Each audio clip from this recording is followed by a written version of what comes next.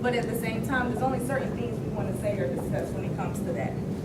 There were some surprising results because the educators didn't know how to answer when it came to parental involvement, difficulty coping, family pressure. There were questions about substance abuse and mental health. They didn't really know how to answer. Do African Americans experience more?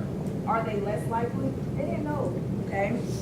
But it was interesting because they worked with such a large number of students. So in my mind, I was thinking, why not take advantage to learn your students? If you don't know, ask them, okay? So the whole purpose of this was to survey educators first, and then if we needed to develop or provide additional educational resources, then we would do it. I've included a few strategies throughout, but I'm gonna go to the next slide. Dr. Rahim already told me I had 4 minutes. So suggested strategies, just looking throughout the literature, as educators, the need for variety and flexibility, okay, in all areas of teaching and learning. This is something that I'm working on as well. I give assessments, group presentations. Some people don't like group presentations, some people do. Some people don't like testing, some people do. So I give it all, okay? You just get a bunch of everything. You get journal abstracts, papers. So everyone gets a little piece of what they like, okay? But it's hard and it's very difficult. So although it may appear that I'm bashing educators, I'm not. It's just that it is very difficult to accommodate your entire classroom. It's difficult. So we're always looking for innovative ways to do that.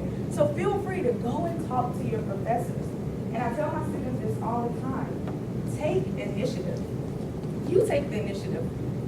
Seek out professors, talk to professors, just stop by, schedule an appointment for like 10 minutes, 5 or 10 minutes, okay? Depending on what it is that you need to discuss, okay? Also, faculty acquire knowledge of students with disabilities and disability rights in the laws and legislation. I know we teach legislation and we teach these laws, but there's a difference of really knowing them or just opening our textbook and saying ADA, okay, these are 5 titles. This is what I want you to know about Title I, Title II, Title III, Title... No, really understanding that and being able to apply it within the classroom and outside, okay?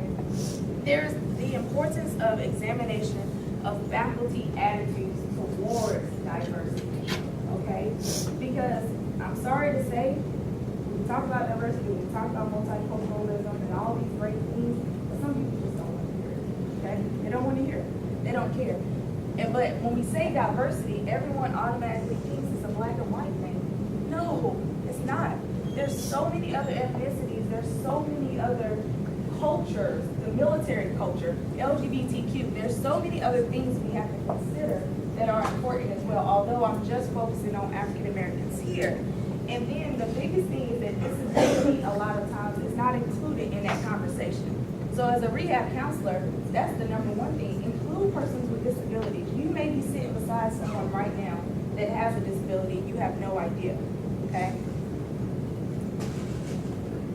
And so again, just to wrap up, implications, just a few as you can see. Implications for administrators, educators, we included a lot in our studies, especially for administrators, because faculty continue to do what the administrators tell us to do. So if they develop some resources or a webinar or something that is mandatory for us, then we would take it, we would do it.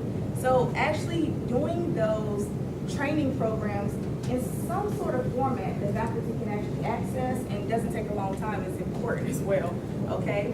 And also promoting positive interactions with faculty and staff. And some of that has to do with student presentations as well, okay? Student presentations and how they present themselves to the faculty. And all in all, we want to increase this campus-wide awareness and initiative, not just here at Fresno State, but this is nationwide, okay? One thing we definitely want to focus on. And so I leave you with this as I close. It is the people who come face to face with students on a regular basis who provide the positive growth experiences for students, which enable them to identify their goals and talents and learn how to put them to use.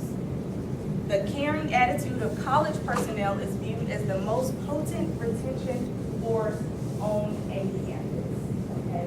So for all you educators and for all you students, keep that in mind. Seek out your faculty, utilize your faculty as resources, and then the resources that are available on campus. my presentation. Are there any questions? Any questions? Most of you have my contact information. Feel free to email me if you do have questions. I know Dr. Rahim, I ran over a few minutes, trying to keep me out. Any questions? Okay. Oh, sure.